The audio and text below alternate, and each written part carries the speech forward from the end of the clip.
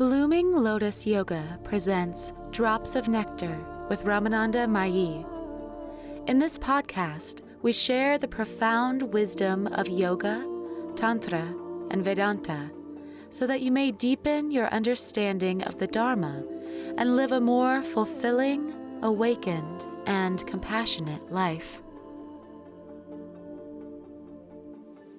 During these evening sessions, we're going to get an opportunity to do something very rare and very special. We're going to open the doors to what is known as Shri Vidya to you all.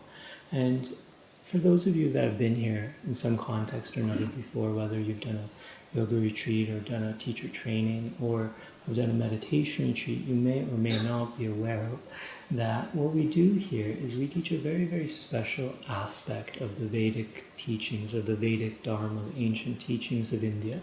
And we practice and teach something known as Shri Vidya. And Shri Vidya is a very, very ancient lineage within the Indian meditative tradition that has a complete pathway to spiritual liberation that it has outlined. And this pathway is been practiced on planet Earth for thousands and thousands of years.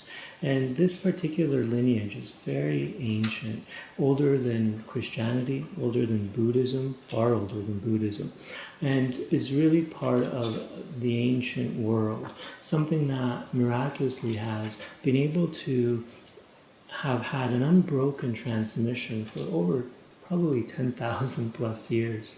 When we look into the ancient scriptures of mankind, we find that the Vedas, the ancient scriptures of India, are really the oldest thing that we have, as humanity, have inherited in terms of antiquity. The only thing that rival the Vedas are things that are engraved on the pyramids of the Egyptians. Some of those engravings that we find in Egypt have been carbon dated to these ancient times, 5000 BC and things like this. But when we look at the Vedas and we see what's going on inside of their timing mechanism, we can see that they existed far, far, far before the times of even the Egyptians. And miracle of miracles, even in this day we find the Vedas practiced and taught. And so what I would like to present to you in these evening sessions to help enrich your own spiritual journey and understand the deeper context of how and why we're practicing meditation is I'd like to just introduce you to what is known as Arsha Vidya. Arsha Vidya. Arsha Vidya is basically synonymous with Vedic knowledge. The word itself originates from the word rishi. And a rishi in Sanskrit just means an enlightened sage. It's equivalent to the word Buddha or an enlightened one, an awakened one. And for grammar reasons, for various syntax purposes, they change the word rishi and they make it into arsha when they pair it with the word vidya, which means knowledge. And Lily and I, as well as many of the people that teach at Blooming Lotus, basically the framework of what we teach originates from the ancient rishis of India. And the ancient rishis of India had put into motion this great body of knowledge known as the Vedas. They were the originators, as it were, of the Vedas on planet Earth. It is said that the Vedas themselves are without human origin. In Sanskrit, they're known as aparusheya. It means that there was no human person that composed the Vedas or created the Vedas. The Vedas are said to be without a human origin. So there's no one single personality. There's no Christ, there's no Muhammad, there's no Buddha, no Mahavira, no Lao Tzu, nobody of a quality that we can say as an individual was there that gave us the Vedas. Simply in the ancient Indian oral tradition, it's accepted that in a far distant past, these enlightened beings incarnated on planet Earth, entered deep states of meditation, and from the profound experiences of enlightenment that they had within their meditation, they're able to perceive or hear these sacred mantras that form the corpus of what is known as the Vedas, because the Vedas are just simply composed of sound vibration, what are known as mantras. Now, the rishis of India had taught so many different things. They taught us yoga, they taught us Ayurveda, they taught us language, they taught us music, they taught us medicine, they taught us oceanography, they taught us biology, chemistry, so many different things where the rishis were expert in. And of all the things that they taught, one stands out as something very, very unique, and it's known as the Shri Vidya. Now, the Shri Vidya is a specific aspect of the teachings inside the Vedas. Now, what happened in the Vedic tradition is that, unlike other sacred world traditions, the sacred texts and the sacred teachings of the originators or the originators of the various sacred traditions of the world, once their time was up, usually there was a period shortly thereafter where people would comment on the teachings, conglomerate the teachings, bring them together, and then at a certain stage the door would be closed to new entries. So we find that in the current age, if one is a Christian, the King James Bible is basically your authority. And after a certain age, I think maybe 400 or 500 years after the death of Christ, nothing else was permitted to be added there. Even though they found all sorts of other things in the Dead Sea Scrolls and this place and that place, none of that was really allowed inside of this. Within the lower school of Buddhism, for example, Buddha's language is the language of Pali, just similar to Sanskrit, but a little bit different. And what happened is there was some of the monks that followed the Buddhist teachings got together at 3 separate stages, and the head monks of the Buddhist tradition of that time compiled all the stories, all the teachings of the Buddha that they had heard, and decided to form a corpus of literature. The spoken word of Buddha written down in teachings that could be understood. But after those 3 sessions of these head monks getting together and deciding what was to be written down, the books were closed. So in the lower school of Buddhism, the door closed to any extra additions at a certain stage. In the higher school of Buddhism, or what is known as the Vajrayana or the Mahayana tradition, they allowed for other Buddhas, other enlightened sages that took the Buddhist teachings and expounded upon it. So they modified some of the techniques, they modified some of the theory, they modified a few things, and out of that a whole new interpretation of Buddha's original teachings developed. And we find this around the world when we look at all the different world sacred traditions. Now, the wonder that is the Veda is that there was never, and I don't think there ever will be, this kind of closed door policy whereby when a new enlightened being comes into the picture, as it were, of this world existence, that their message is not revered and it's not enshrined somehow through a lineage of practitioners or through sacred texts that they may write or through an oral tradition that preserves their wisdom teachings. And what has happened is, in our tradition, some of the original rishis at the time of the Vedas gave humanity a special teaching known as the Shri Vidya. And since their time, many great sages have emerged that have expounded the same Shri Vidya. So, in ancient days, one of the original of the 7 great rishis that gave humanity the Vedas was known as Vashishta Maharshi. And Vashishta was one of the first sages that spoke of the Shri Vidya.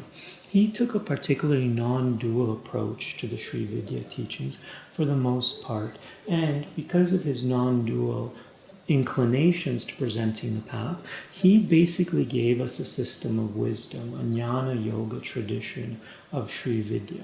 However, he was not the only one. There were many, many other sages that followed in Vashishta's footsteps. Some of them emphasized the devotional components of Shri Vidya. Others emphasized the more self-discipline and meditative tradition within Shri Vidya, whereas others focused again on just the wisdom-based part of the tradition, the jnana-based part of the tradition.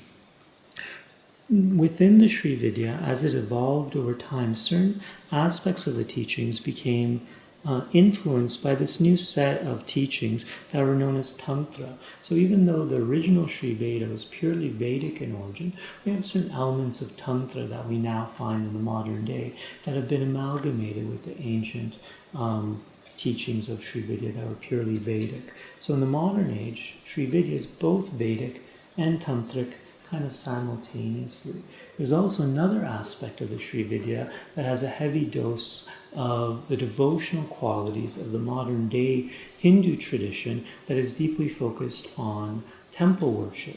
So when we come here to Bali and you just drive around or walk around with every 2 minutes there's the temple. You can't go anywhere and not see a temple. It's almost impossible. You go to somebody's house, they have a temple in their house. They can afford to build and construct something to build a little home for themselves, and a little place where they can cook and where they can go to the bathroom, and then the next thing they'll build a temple. However much they can afford is however big the temple will be.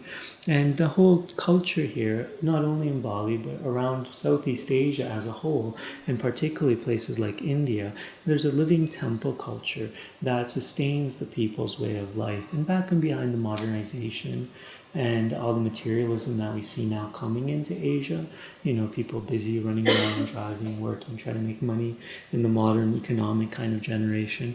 Back and behind of all this materialism, there's this deep and rich spiritual culture, and that spiritual culture is sustained largely for the common people by the temple worship that they're engaged in. And this temple worship is preserved in a body of teachings in India known as the Agamas. The Agamas are ancient texts. They're older than the Tantras, but younger than the Vedas. Vedas are the oldest. Somewhere along the way we had the Agamas, which laid out this elaborate temple culture and how to build temples and how to worship celestial light beings inside the temples. And then somewhere about 1,000 years ago, the Tantric teachings came, which began to emphasize the needs of the people of this generation, whereby taming desires is so much more complex than it ever was in ancient days where life was more pure and more simple.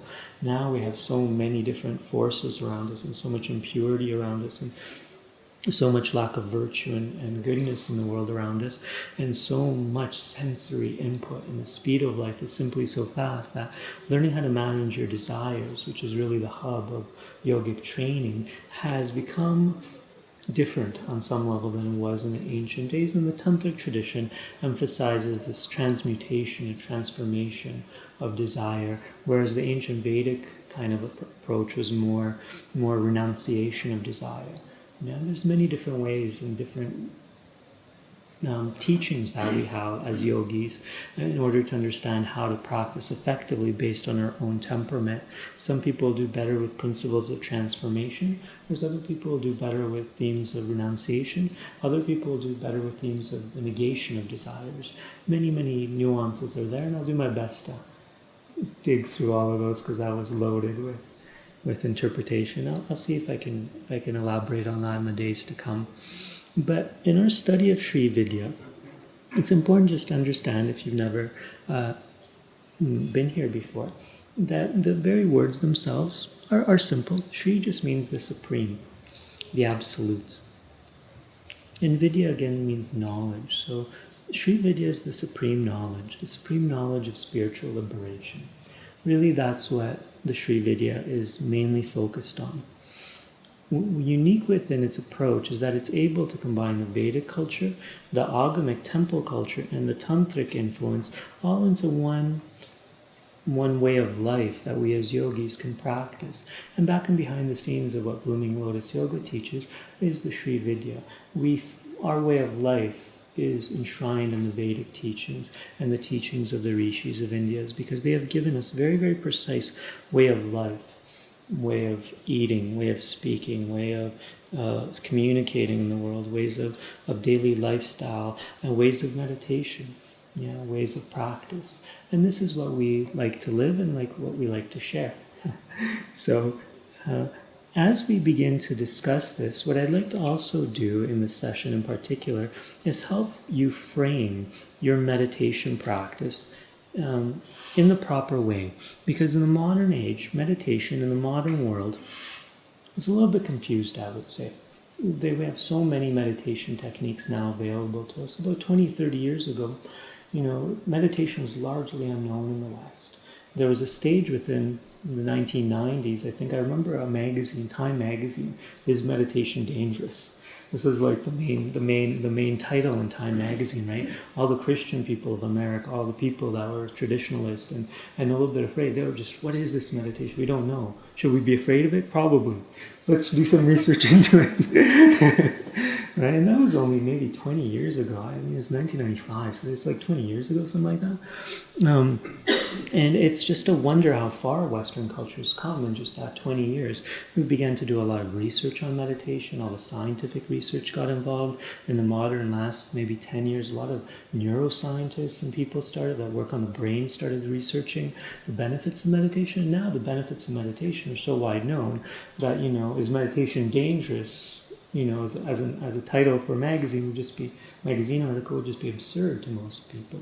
No, we've come to accept so much of it. Yet, despite all the benefits that we've now heard about meditation, very few people know how to practice meditation effectively and correctly, because the science of meditation is still largely unknown, because the science of meditation is enshrined in tradition. It's not something you kind of make up as you go along. Yeah, it's something that serious meditators, people that are really on the spiritual journey, will rarely stray away from the teachings of the enlightened ones. In the modern age, most people, from what I'm gathering, are now learning meditation through apps. So there's like Headspace and this app and that app, and you put a little, 15-minute thing, and you press the button and somebody guides you, and it's very lovely. It gives you some benefits, and it makes you feel calm and relaxed and peaceful. Yet, back and behind of that, if that person has been trained correctly by their own teacher, they would have likely been part of some sort of meditative tradition, because the beauty of meditative traditions is they have a lot of fail-safes in place that help us understand the ultimate goal of meditation. They help us understand the obstacles to meditation. They understand what to cultivate and what not to cultivate. And they help us understand also how our daily life outside of formal meditation supports or hinders our meditative practice. So there's so much to learn about meditation. One of the main things to understand about meditation is in the modern age, a lot of people are confused about the goal of meditation. Many people think meditation is simply a way of relaxing, just finding a little bit of inner calm, a little bit of the inner peace, and they're satisfied.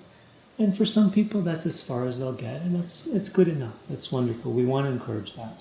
The seeking relaxation, so you're not so stressed out, finding some level of inner peace, so important. Yet, back and behind of those motivations and those intentions is a much more noble and complete and wholesome approach to meditation, which really uses meditation as the gateway to the fulfillment of the highest awakening of the human heart. Ultimately, the aim of meditation is what we know as enlightenment. In Sanskrit, we call it moksha, or liberation, or the path to freedom. And in the modern age, when we hear the word freedom, we also get a little bit confused, because so many kinds of freedom are taught. Financial freedom, freedom of speech, freedom of expression, freedom of this, freedom of that, freedom of the press. So many different kinds of freedoms that people are yearning for. And by all means, we should have all of those things. It's important to have freedom of the press. It's important to have, to some degree, economic freedom. It's important to have these kinds of outer luxuries. But once we have those, and I feel like most of you have all of those basic human freedoms, just the basic things that we all need to feel liberated in our external world, then we have to deal with freeing our minds from all the negative thoughts, all the negative emotions. And that becomes the great work of meditation. Ultimately, when this great work of purifying our mind of negativity is complete, enlightenment is the natural byproduct. So ultimately, our meditation practice is really designed towards awakening the highest potential of our own life. Whatever your highest ideal of perfection is, that is enlightenment. That is the state of enlightenment. Yet, the way you probably define that is a little bit more limited than what you're truly capable of. And that's also the beauty of meditation, that as you deepen your practice day after day, week after week, month, and year after year, what ends up happening is your own power, your own wisdom, your own capacity for compassion and kindness and forgiveness and all the higher virtues begins to be inexhaustible. Just when you think you've reached a plateau of how much you can give, how much you can love, how much you can care, life just shows you something else that you're possible of. So the way most of us frame our lives and frame what we want of our lives is very, very limited compared to what our true potential really is, and that true potential that meditation can foster inside of us.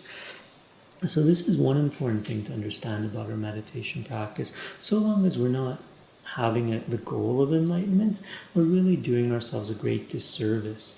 And we're not really utilizing our meditative practice in the fullest capacity that we can.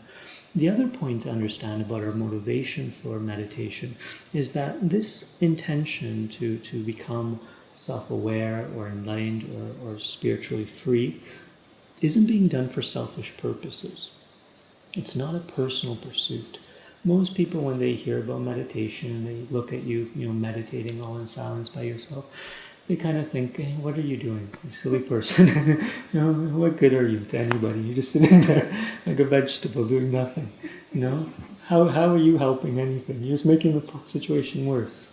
Not saying anything, not doing anything to help. And that's not really how it works, because even though all of us, for the most part, most human beings have very pure hearts and good intentions. We want to help others, we want, to give to others, we want to live noble and righteous lives for the most part, spreading peace and harmony wherever we go. Most people are peace-loving creatures. That's generally the human conditions. Under great stress, people deviate, but for the most part, most people are really kind of that nature. And because of that nature, because of that just a desire to live a peaceful life, when we explain to people that really what we're doing by finding inner peace inside of ourselves, by cultivating wisdom within ourselves, we're actually awakening our potential for compassion. And so long as we hold any semblance of negativity within us, any lust, any fear, any greed, anger, anxiety, tension, stress within our body-mind, we will not be able to give to the fullest. We'll never be able to serve to the fullest. Whatever negativity that lingers within us is trapped inside the subconscious mind, and because the subconscious mind dictates how we think, how we speak, and how we act, no matter how good and noble our intentions are, so long as these seeds of negativity remain within us, we will be impelled to act in less than noble ways, less than virtuous ways, less than ideal and perfected ways. So the great job of a meditator, the great work of a meditator, is to remove everything that is not natural to the human condition. Because of all sorts of unnatural living patterns, unnatural thought patterns, unnatural emotions, unnatural relationships, unnatural, environmental stimulus and conditions around us, we've been forced to, think, act, and speak because of our conditioning in ways that ultimately don't serve us nor others. So our motivation when we come to these meditation retreats is of such a high caliber, and we consider the practice of meditation the utmost act of compassion for all living beings. Because so long as there's impurity and negativity within you, so long are you limited in your capacity to give and to love and to be compassionate. So meditation really becomes the utmost act of compassion. So for as many great things you can do in the world, you can feed the poor, you can educate children, you can, go to Africa and help the poor, so many, save animals off the street, so many great things that we can do.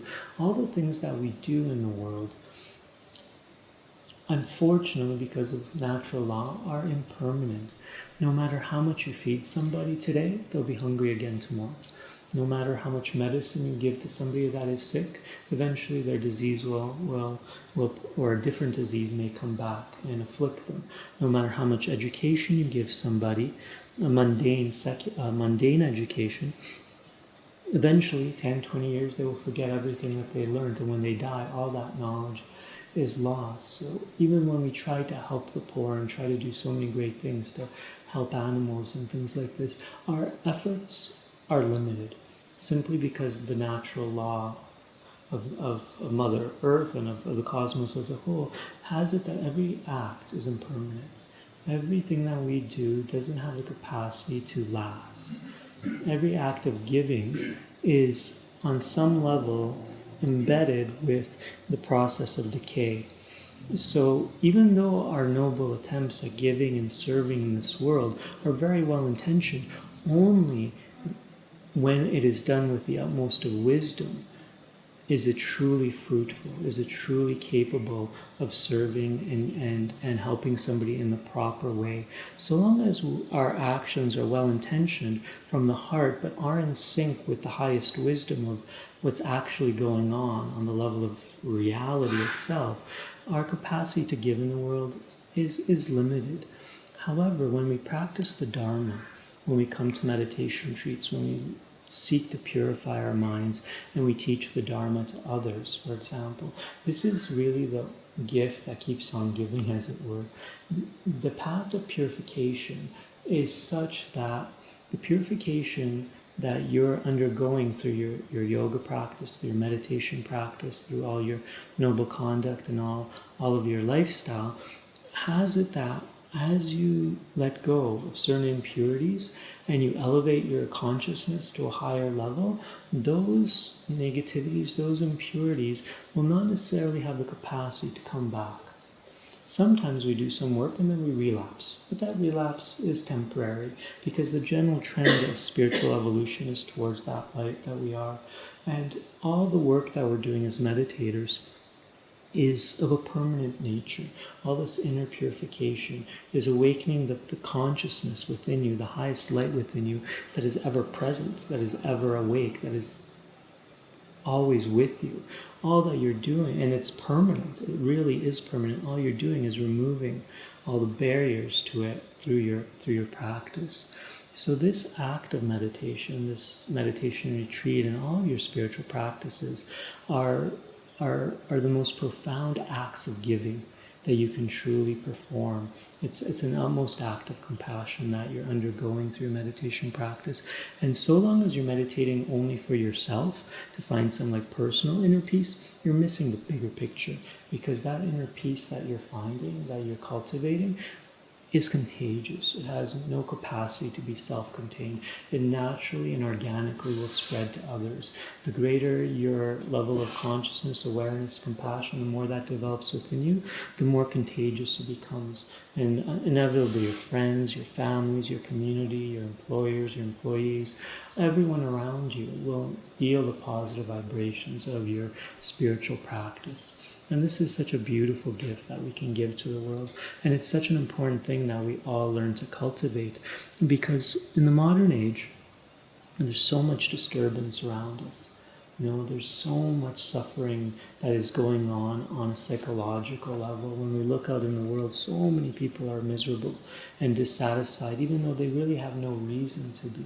They have all the luxuries, all the comforts of the world. They have enough food every day, nice place to live, this possession, that possession. They can travel, they can do everything. But inside, there's this void, there's this hole that they're missing. And because of that voidness, because of that darkness inside of them, unconsciously they think, speak, and act in ways that are disharmonious, not only for themselves, but to all of us. And because of this, the entire planet has become this, this sinkhole, it seems at times, of just miserable people. When there's absolutely no need. It's a paradise, this planet. It has everything we can want and more, but so long as people don't know the Dharma, they don't practice the Dharma, so long we will continue in this downward spiral of negativity, which it seems the modern era is consumed with. And I just want to impress upon you the importance of developing this really noble intention through meditation. Secondarily, what I'd like to do today is begin to expose you to the deeper dimensions of the teachings, how to frame your understanding of the Dharma, as well as how to understand the preciousness and the rarity of human life in your own existence, so that you can use that as a motivating factor in your meditation practice, so that you can learn just how valuable your meditation practice is and how much we need to cultivate our spiritual life, and how much greater intensity we must cultivate if we really want to be free in this life itself. So the Shri Vidya, supreme knowledge of the ultimate aim of human life. Now, this particular pathway is a path to liberation. The Shri Vidya has for its main focus not the health of the body, not the health of the mind, not the health of this or that, but really the ultimate aim of the soul, complete freedom. Our main motivation, our main focus is outlining a practice and a process whereby the human spirit, the human condition may be set completely free. This is known as moksha, or the ultimate aim of life. And in the Western culture, we're largely lost. Nobody's ever told us that that's actually the aim of life. Mostly as young children, we were told the aim of life is to get married, to have some children, get a dog, get a white picket fence and a mortgage, get a big bank account, travel, grow old, and die. And maybe if we're religious, to go to heaven and do good along the way, right? So we can get into heaven. That's the base of the teachings there. And, that has some validity, but largely it's an illusion.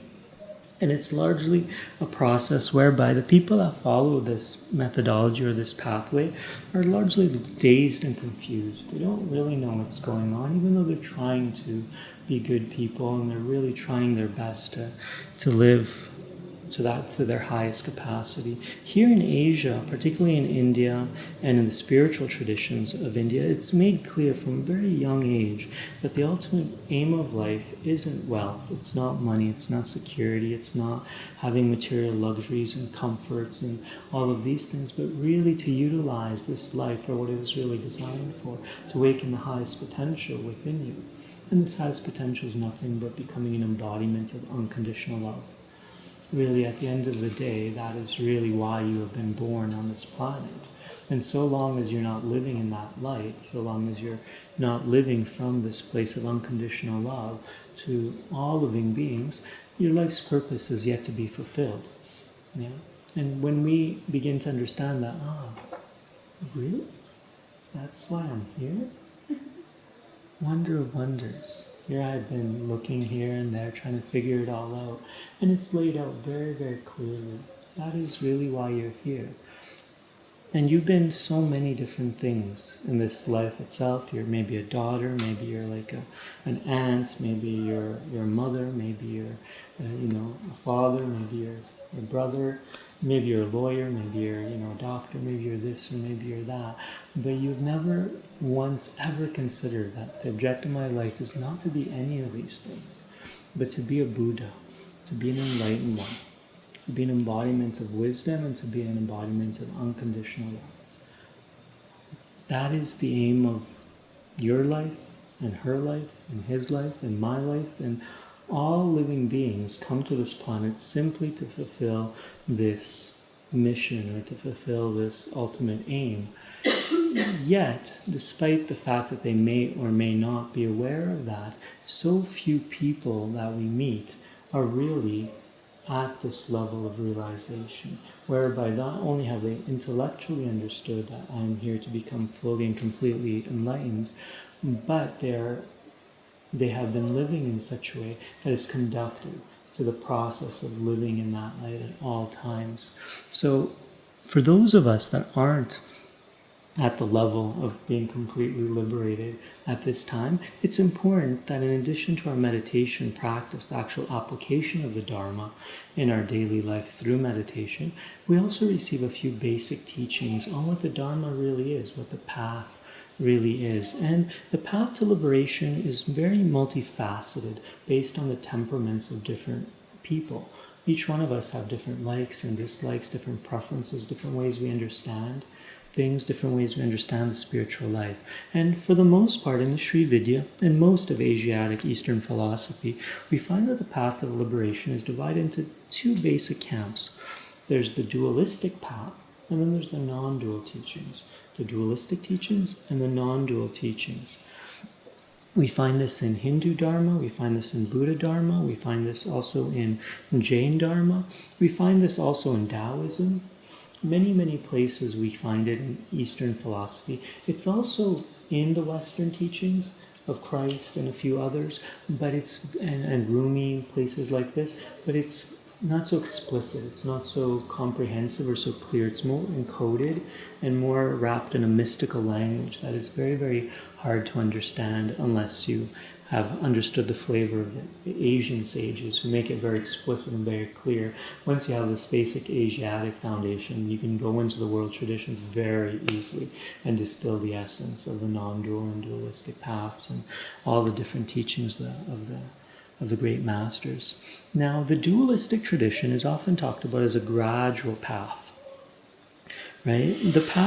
The basic position of dualistic teachings is that here you are, and because you feel less than complete, because you feel like you have some negativity, you have some negative thoughts, negative emotions, you feel some state of dissatisfaction, maybe you feel like you're living a life where you're not living in your highest light, and you feel like you're less than complete in some way, and you're seeking liberation, that we will, based on your temperament, based on your current level of understanding of where you are, we will give you a pathway that takes you step by step from where you are to the ultimate destination, to help you get to the ultimate aim of life, which is spiritual liberation.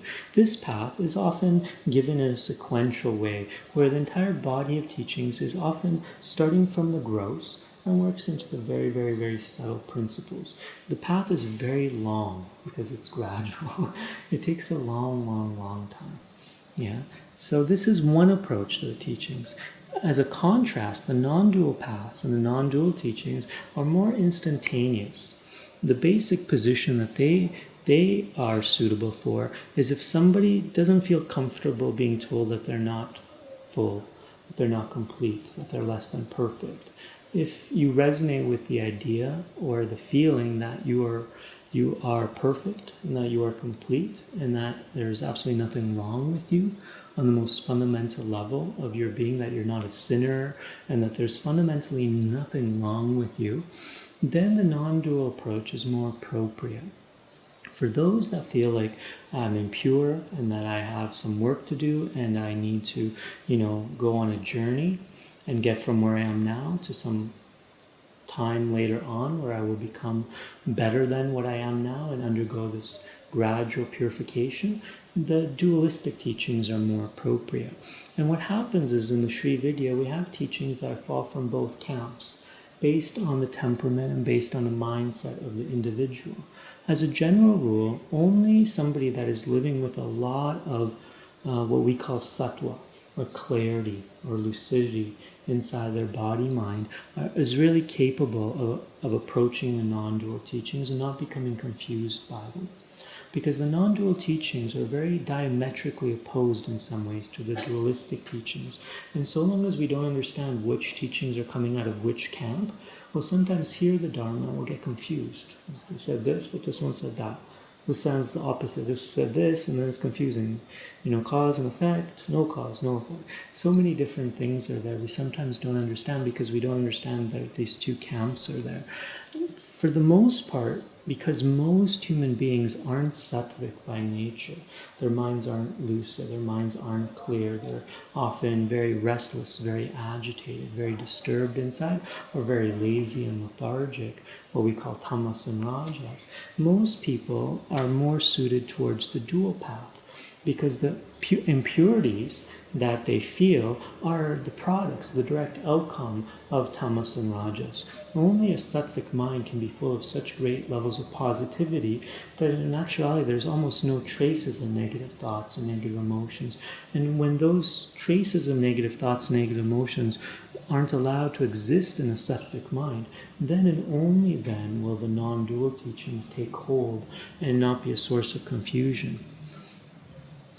As a general trend, anything that has to do with karma yoga, bhakti yoga, or raja yoga, three of the fundamental paths of yoga, are typically dualistic by nature. This is in terms of both practice and philosophy. Karma yoga says there's something wrong with you. You feel disturbed, you feel agitated, you feel restless. Do something positive, generate good karma, generate punya, so that in the future you will have a greater abundance of positivity due to all the positive actions that you're putting into place right now. So the entire pathway of karma yoga is gradual. Do this now, and then in the future, you will see more and more positive effects due to all the good causes that you're putting into motion now. Bhakti yoga also, for the most part, initially starts off as a dualistic paradigm, whereby one takes the attitude of a devotee and one seeks to surrender or submit themselves to some higher power. For the most part, people on the devotional path, which are most religious people, Hindus, many devotional Buddhists, particularly the Mahayana school, Christians, Islamic people, Jewish people, most of the world's major religions fall under the banner of devotion, of bhakti yoga. And in most of those traditions, the idea of God, or what in India we call Ishvara, is so strong, and they have great devotion for this higher power, this creator deity. And for them, the entire path is mostly of submission and surrender and letting go and developing devotion towards this higher power. In the Western religions as a whole, the tendency is to have a dualistic relationship with spirit in such a way that spirit is generally seen as an external agency, some creator deity that one worships, that one bows down to, that one surrenders to, in order that one day they may find proximity to God. They may go to heaven and then feel like they're near God. Yeah, that's the basic paradigm there. In the Asiatic devotional tradition, it's a little bit more inward, whereby the idea is that God is within me and God actually is me. The idea is more akin to that it's possible for the individual soul and the Supreme Spirit, what some people call God, or Ishvara, to merge or unite so that the individual and spirit may become one. And that's actually the same principle that we find in the Raja Yoga tradition, whereby the individual yogi is seeking to unite their individual consciousness with the cosmic consciousness. But again, there is a position of duality that's inherent within this particular philosophy. The philosophy of the Raja Yogis, which is also known as the path of Ashtanga Yoga or the eight-limbed yoga, is outlined through a philosophy known as Samkhya philosophy. And if any of you have ever studied Samkhya, the basic position there is that unlike what your common sense would tell you about yoga, that everything is about unity or union, this great sage Kapila, who outlined the Samkhya philosophy, what he did is he actually said that there's two principles. One is known as Purusha, the other one is known as Prakriti. Purusha is like spirit and Prakriti is nature. Purusha is like consciousness and Prakriti is like cosmic energy. The basic idea here is actually contrary to what we think about when we think in terms of this word union or unity. The purpose of the Raja Yoga philosophy isn't to unite what we can call consciousness and matter, Purusha and Prakriti. It's actually the basic position of Samkhya philosophy is these two are already united, and that actually is the problem. Spirit has become enmeshed in matter, and because of this, spirit has become self-identified as a limited body-mind. The entire objective of Samkhya philosophy, Patanjali's yoga system, and Ashtanga Yoga Mall as a whole, of many sages, is to actually induce a separation of these two forces. So it's a little bit contrary to intuition, but this is actually the basic position. There's a dualistic paradigm, and we need to separate these two forces. We need to extract spirit, as it were, out of matter. We need not to self-identify as the body-mind, but to identify as pure consciousness. We need to pull Prakriti, cosmic energy, and separate it, segregate it from Purusha, which is consciousness itself, so we may abide as Purusha by itself. Purusha abiding by itself is a state known as Kaivalya. This is the definition of spiritual liberation in the yoga tradition of the Raja Yogis, of Kapila, Samkhya, Ashtanga, Raja Yoga, all kind of the same camp there. The word, instead of moksha that's used in those particular yoga teachings, is known as Kaivalya, or the state of isolation, a state of aloneness. We've isolated or separated consciousness away from matter, so consciousness can be free of the bounds of physical embodiment, of being caught in the world illusion of the cosmos, etc. And it can be standing transcendental or transcendent of the samsara, the play of creation. So that's the dualistic model that's being held within the Raja Yoga tradition. Within the non-dual camp, we have the Jnana Yoga. So whenever we find the Jnana Yoga teachings, largely they are non-dual. They may have some semblances of duality, but that's only in the beginning stages. For the most part, the non-dual path of Shri Vidya has a Jnana Yoga component. And we actually find this dual, non-dual paradigm also within Buddhism. So for those of you that do comparative religion or have studied Buddhism, the same dualistic and non-dual approach will happen there. For the most part, the dual tradition of Buddhism is known as Theravada. The basic teachings of the original Gautama the Buddha, for the vast majority of what he taught, even though he did teach some non-duality, the majority of what was taught was the path, the gradual path of purification, the dualistic path. Yeah? Only later, when the Mahayana Buddhism developed, did the non-dual teachings begin to appear. And inside of that, we had a number of different traditions that emerged. So if any of you have heard of the Zen, Japanese Zen tradition, that's in the non-dual camp. If any of you have studied Tibetan Vajrayana teachings, we have something known as Mahamudra and something known as Dzogchen. These Buddhist-based non-dual teachings are very, very similar to what we have in the Jnana Yoga tradition of India. As a general rule, in the dualistic traditions, the entire path is taught and described as a way of purification. It's really the path of purification, gradual unfoldment, whereby we're moving from the gross to the subtle, from negativity to positivity. It's a path of becoming. Generally, this is a path whereby we, sometime in the future, will become that which we're seeking to be. That is the basic paradigm there. But again, this is happening through gradual unfoldment. Now, the non-dual teachings are focused more on what we could consider the path of perfection. There's no need for purification or techniques of purification once somebody is ready for the non-dual teachings. But to be ready for the non-dual teachings, paradoxically, you would have needed to go through the path of purification first.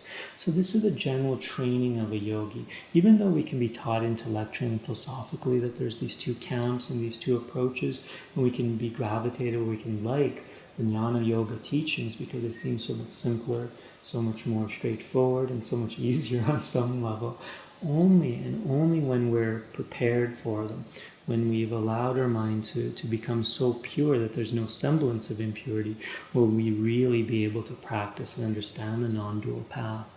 So as a general rule, almost everyone needs to go in this lifetime through the path of purification, understand it and practice it to the level whereby their mind has been made so lucid and so clear and so sharp through all these different practices, through yamas and niyamas, through a lot of asana practice, through a lot of self-purification practices, through fasting, through verbal silence, through all this austerity and tapas, long sessions of meditation, intense pranayama work, lots of self-purification, only so that we can make the mind calm and quiet and steady enough.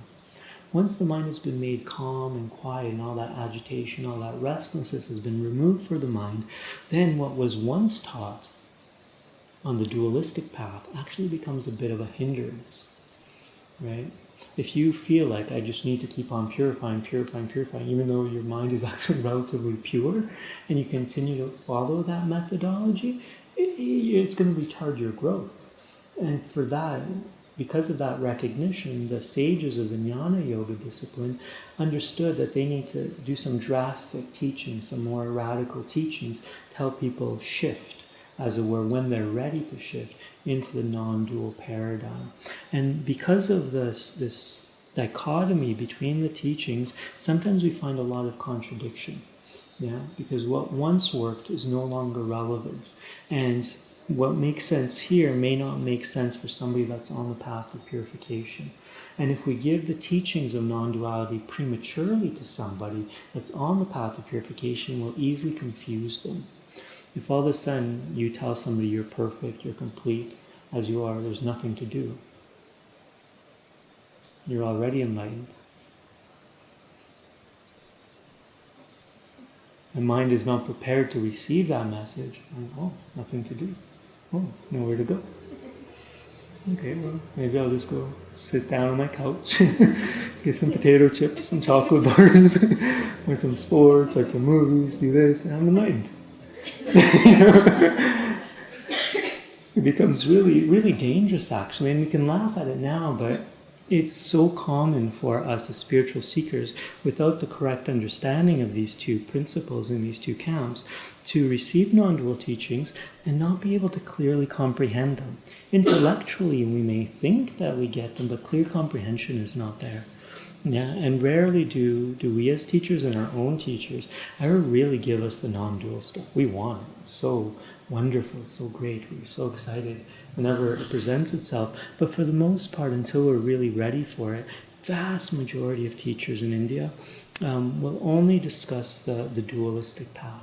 They'll only tell us develop devotion, do good in the world, do karma yoga, practice intensely, do more sadhana, more, until you feel like you can't do any more sadhana and you're just going to freak out if you have to meditate for another minute more, or fast for a little bit longer, deprive yourself of this desire for longer. Yeah, so in this entire path, the dualistic path, its primary, the hub, we can say, or its primary principle is the principle of exhaustion.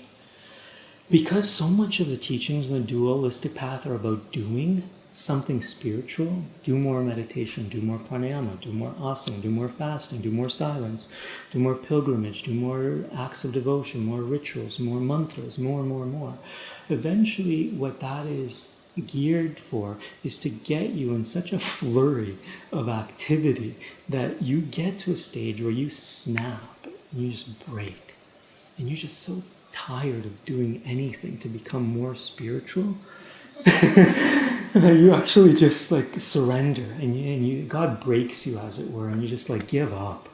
And that giving up, that like release, is the awakening into the real devotion, into the real surrender, into the real letting go. That is the heart of the non-dual path. The real detachment that is talked about, the cultivation of awareness, the cultivation of detachment that we learn in the non-dual path, really needs to occur when you're just tired. You just give up. You wave your white flag and you surrender. I give up. There's nothing more I can do to try to free myself, to try to become more enlightened or more spiritual or more awake. It's just based on exhausting your desire to feel like you need to do something to be enlightened. And then the non-dual teachings appear and they begin to share with you, okay, child, you're perfect, you're pure. In truth, activity is obstructive to liberation. All the noble actions that you've been doing so far are good. They have made your mind calm and pure and noble, but now you're ready to let go of all this activity, all this doing, all these impulses that make you feel like you need to do something in order to achieve some otherworldly state, some higher realization. And the fundamental teachings then become about letting go of all activity, no matter how noble and spiritual it may seem, and forsaking all activity for the path of being. Rather than being so focused on doing, an emphasis becomes on being, on letting go of the impulse or the need to go here, go there, do this, do that. Everything simply becomes about residing or remaining in your natural liberated state. And your natural and liberated state is actually not different than the state of sattva. A pure mind is a liberated mind. All we need to do is get ourselves through this flurry of noble activity, of intense spiritual practices, to the place where the mind can be calm and tranquil for some extended periods of time without any disturbance. When the mind is free of disturbance, the door to wisdom opens, simply put. And then once wisdom opens, we begin to understand that wisdom isn't a conceptual thing.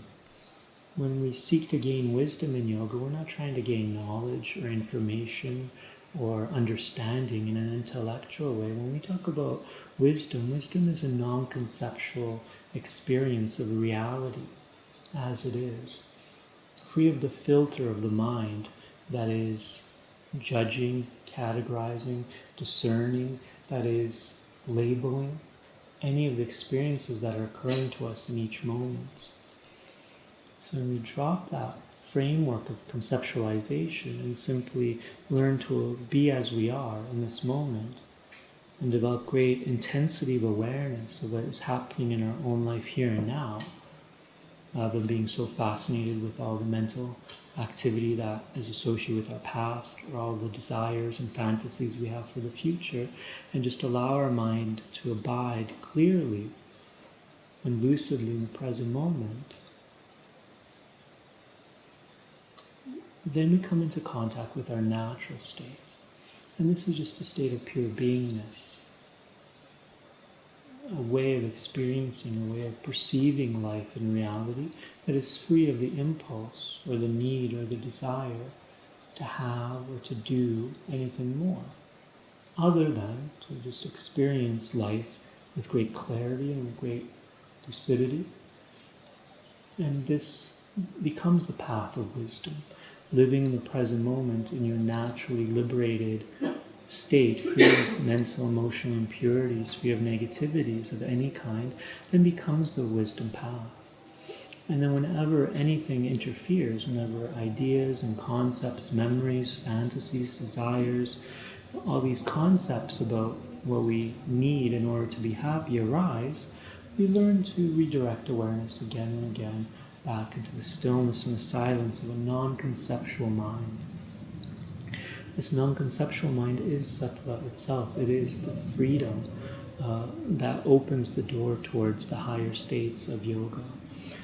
When we can abide in our natural state for extended periods of time, then there's no further effort required for you to enter into samadhi or to have kundalini experiences or to become more spiritual in any way. All of those esoteric practices and all those processes will unfold naturally without the kind of self-effort that you've been accustomed to when you're undergoing the strenuous sadhana of the path of purification. So long as we're yearning for anything, for kundalini awakening, for samadhi, for meditation, for this, for some otherworldly experience, and ignoring what's happening to us in this present moment, we're missing the point. Where we're not really following the path. We just think we're on some sort of path, but we're actually just in the mind and in the desires of the mind that have been layered with the subtle form of spiritual conceptualization about what the spiritual path can look like and what it should look like based on our ideas and some of the teachings we may have heard about from the dualistic path regarding how to awaken the kundalini, how to do this, how to do that, how to enter into dhyana, how to enter into samadhi, things of this nature. All of these things occur naturally and organically when the mind is made sattvic and pure. And the wisdom teachings begin to become part of daily life. We need not concern ourselves with heroic efforts of self-discipline when we have entered the path of wisdom. However, this doesn't mean that we're sitting on the couch and eating potato chips and chocolate bars. When somebody is really ready for the non-dual teachings and they hear the non-dual teachings, some natural impulse takes over. Mother Nature begins to take over. And rather than doing less spiritual practice, they appear to be doing even more than ever before, but not as the doer. From the outside, it appears that somebody that has really been ready to receive the non-dual teachings, that they have heightened their spiritual intensity. They're meditating for longer, they're more still, they're more calm, they're more detached, they're eating less. But this is all happening organically and spontaneously without the kind of willful effort that is required as a Raja Yogi or somebody that's on this path of self-purification. Whenever we hear non-dual teachings and feel like, oh, I understand, and then we get lazy in any way and our spiritual intensity drops in terms of practice, it's a clear sign that we're not ready and we haven't really understood. And this happens very commonly. Sometimes we tell people these non-dual things and it sounds so nice, sounds so beautiful, and then people think, oh, I got it. I understand. The understanding is on an intellectual level, but hasn't integrated itself into a way of life because the surrender isn't complete. Still, the ego is still somewhat strong inside of people, and because of that, that ego is going to enter into the picture and start convincing the mind that it understands and there's no further need for austerity or tapas or strenuous effort. And on some level, that's true. in terms of how one approaches the path internally, but from the outside, their way of life radically changes as they increase the intensity and the volume of their spiritual focus. Yet without that willful effort, it's just happening to them. The spiritual path is just unfolding within them rather than them trying to force a process, which is mostly what is happening in the dualistic paradigm. So, as a general rule, when we're talking about these two paths, because our objective is to develop spiritual knowledge as we study the Dharma, it's important to understand that regardless of whether we're taking the dualistic paradigm or the non-dualistic paradigm, that both schools of thought, both philosophies as it were, are combating the fundamental enemy of the yogi, which is ignorance itself. Ignorance is the opposite of wisdom, the opposite of knowledge, so it's called as avidya.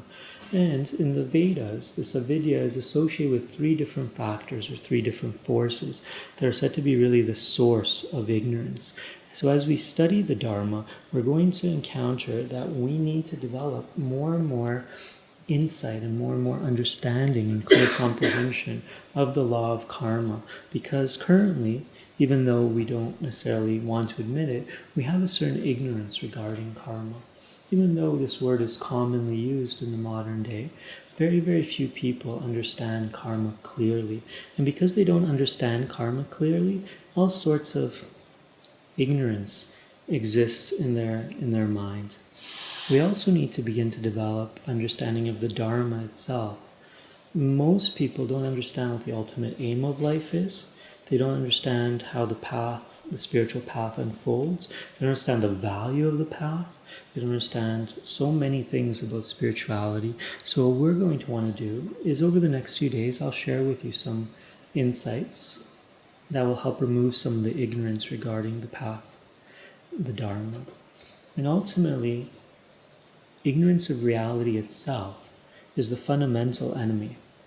Through meditation, we're trying to develop clear insight, clear comprehension into what the ultimate nature of reality truly is. In the Vedas, reality is termed as Brahman. Brahman means the supreme consciousness, what we sometimes call as reality, the supreme. And developing insight into Brahman is ultimately the aim of yogic practices. And ultimately, Shri Vidya is sometimes known as Brahma Vidya. Now, Brahma Vidya, Shri Vidya, they're synonyms. So the knowledge of Brahman, knowledge of reality, is known as also Shri Vidya. Now, because people don't understand karma clearly, what ends up happening is they don't have a clear understanding of cause and effect.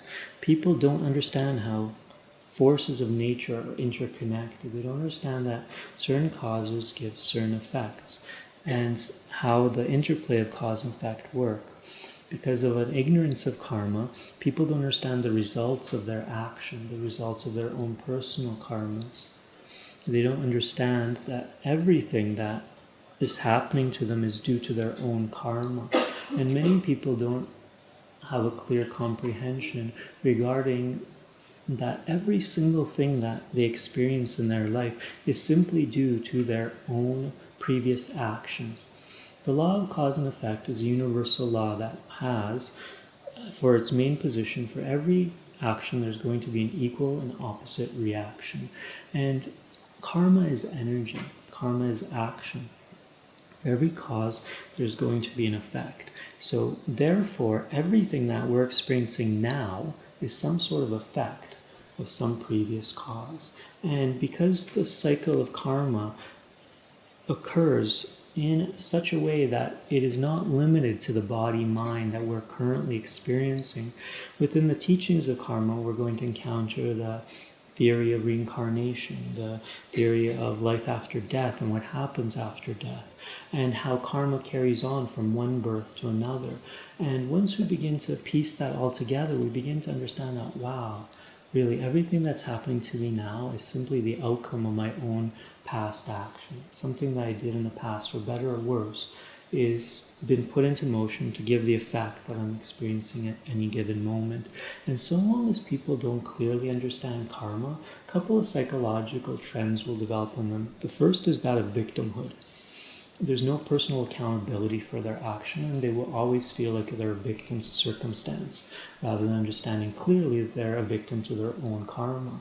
That something they had done before has been the reason why they're experiencing things as they're experiencing now, for better or worse. And because of that victimhood, there's always going to be this tendency towards blame. There's always something wrong with the outside. There's always something wrong with somebody else. And this has happened to me. Some external agency has caused and been the source of my sorrow, my suffering, my dissatisfaction. And then this cycle of blame and victimhood become a very, very great trapping for the mind. You know? Even though we may think we aren't like that, there's certain subtle parts of ourselves that play out in that way. Some of the ignorance regarding karma often manifests in times of great pressure and great stress in our lives, and we're experiencing very strong emotions and things like this, where it feels like somebody has harmed us, or somebody has said something or done something that has caused us pain. Then this ignorance begins to manifest as we react, to the pain or the discomfort that we're feeling. So developing insight into karma becomes an essential part of our yogic training. Along the way, I'm beginning to understand which actions bring benefit and which actions bring harm is also of utmost importance. For this, we learn the yamas and the niyamas, the yogic precepts, non-violence, of truthfulness, etc., and use these actions as a base whereby we can generate more and more what we call good karma or merit or punya, so that we can bring more positive events into our field of experience in the future. Now, as I was mentioning before, when somebody doesn't have a clear comprehension of karma and the law of karma, they will not understand that reincarnation is a fact. And I'm sorry to be so blunt about it. If you don't believe in reincarnation, forgive me, I don't mean to superimpose anything upon you. However, I do also appreciate that we are in Bali, that we are in a Hindu island, that you're probably traveling halfway around the world to open and expand your mind and be open to new possibilities of thinking and feeling and experiencing. So if you don't believe in reincarnation, there's no need, but keeping an open mind to it is highly beneficial, because without being open to it, you'll never really understand karma. It's impossible for the law of cause and effect to operate simply within the confines of one human existence, because the actions that you put into place now, if they don't have time to give effect before this body dies, where do they go? They have to go somewhere into the cosmos. And for this, we have the law of reincarnation, which associates all the causes, all the desires, all the volitions, all the will that you superimpose in your life, and have it associate or attach itself to the subtle energy body, the subtle energy body that is attached and is part and parcel of the physical body, but is that which at the moment of death leaves and separates from the physical body, enters a non-physical dimension of existence, whereby it carries its karmas with it until it finds another appropriate form in which you may incarnate. That form may be physical, or it may be in a light body or some other non-physical existence, whereby it continues to feel the effects of the previous causes that it has put into motion. We'll talk a lot about that, I believe, tomorrow. Along the way, when we begin to develop this understanding of what may happen based on the law of karma in the future and what happens at the time of death, we'll also begin to understand the yogic perspective on what we consider fortunate rebirths and unfortunate rebirths, and how the actions that we're engaging in now really are paving the way for so much of what may happen to us once this limited temporal physical body ends. And for this, the yogic tradition has a cosmological model of 14 different planes or realms or dimensions of existence that we're going to study just a little bit to give you an understanding of what it may look like at the time of death, and what happens to the soul and the soul's journey once it leaves this physical body, and how we can begin through our yogic practices to influence what our next existence can look like and which of the 14 realms we may end up in. Now, because of an ignorance of the path of Dharma, most human beings are misusing their life. They don't know the preciousness and the rarity of their human life.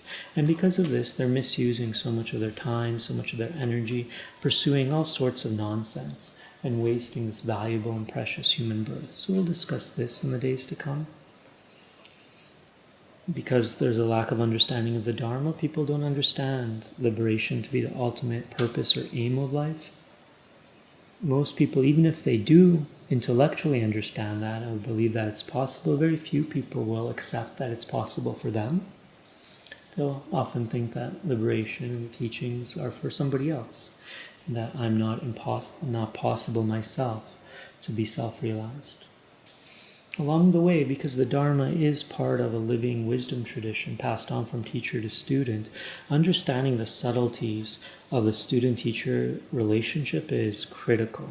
And there's so many subtle nuances that happens when we find a teacher and we take the role of a student in order to benefit ourselves to the greatest in terms of receiving the Dharma.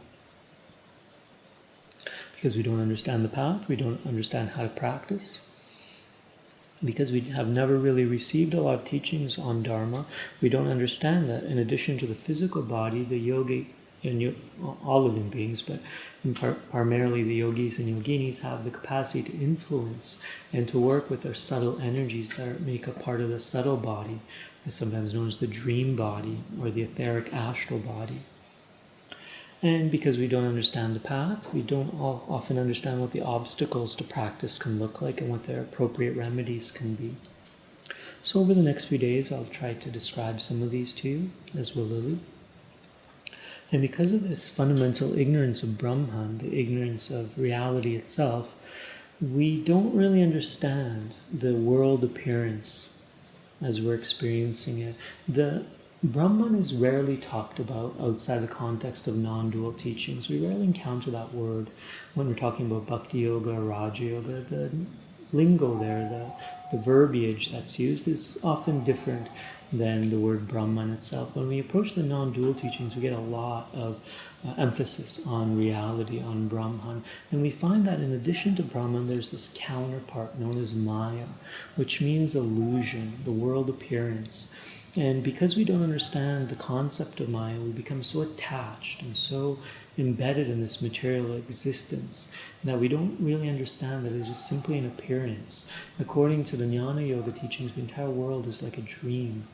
And much like a dream, there has no fundamental existence, has no permanent reality in of itself. To us, it feels so vividly real, but to a yogi, to an enlightened sage, this world is often thought of as very unreal, like a dreamlike illusion. There's many, many parallels that modern quantum physics has found that can help us understand the paradox of Maya on the level of a scientific worldview, mostly on the level of understanding that everything we see around us isn't really what we think it is. On the atomic quantum vibration, is just pure energy, and most of what we consider to be dense physical matter is just open space, which is, little pockets of, proton, electron, neutronic energies, etc. So even though we perceive things to be very dense and very physical and very real, it's all just pure energy. And none of this energy is really permanent. It's constantly fluctuating, constantly vibrating on the quantum level. And in the Vedic teachings, we have certain parallels that we can discuss. But basically, everything is to be regarded as unreal. Whatever our senses are telling us isn't actually what's going on the deepest levels of reality. So we'll talk maybe a little bit about Maya. We also will need to begin to understand how to practice what's known as vichara, or inquiry, self-inquiry, and how the path of self-inquiry becomes the gateway towards Brahman, towards coming into contact with reality itself. We're going to learn the technique of self-inquiry, if you haven't learned it already. In about, not tomorrow, but the day after, we'll begin to self-inquire and to begin to develop this inner investigation of our natural state and the source of our own existence. And because we don't have many understandings of Brahman, we don't necessarily understand what wisdom truly is and how to work to develop wisdom in a non-dual way. And along the way, as we learn more and more about the path and Brahman, we're going to talk, I believe, in maybe 3 or 4 days about the different meditative absorptions. And the majority of what I'll teach on the 3rd or 4th day in the evening sessions will help you understand how the process of meditation unfolds once you began the process of using the breath, mantra, or self-inquiry as the base of meditation, and how concentration develops and matures into what is known as dhyana, or the meditative absorptions. So there's a lot of subject matter. What I wanted to do today is just give you a large overview of the path. We didn't go into great detail on many of these things, but I wanted to share with you what we'll be discussing over the next 4 or 5 days together. And little by little, starting tomorrow, we'll start dissecting the Dharma, the Karma, Brahman, and beginning to develop greater insight in specific areas of the teachings. I can't promise I'm going to cover all of this. I'll probably only just touch a few points here and there, and we'll see how far we can get. So thank you so much for listening. Thank you for listening to this episode, and we invite you to visit www.blooming-lotus-yoga.com/drops of nectar to learn more through Ramananda's books, articles, online courses, or by attending retreats. May you be happy, peaceful, and free.